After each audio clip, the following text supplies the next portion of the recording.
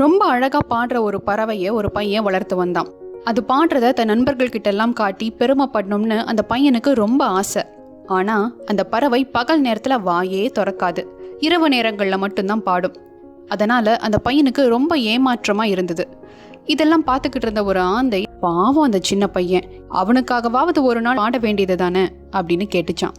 அதுக்கு அந்த பறவை, இப்படித்தான் ஒரு நாள் நான் பகல்ல பாடிட்டு இருந்தப்போ இந்த பையன் என்னை பிடிச்சிட்டு வந்துட்டான். ராத்திரியில யாருமே இல்லாத போது பாடியிருந்தேன்னா நான் மாட்டியிருக்க மாட்டேன்.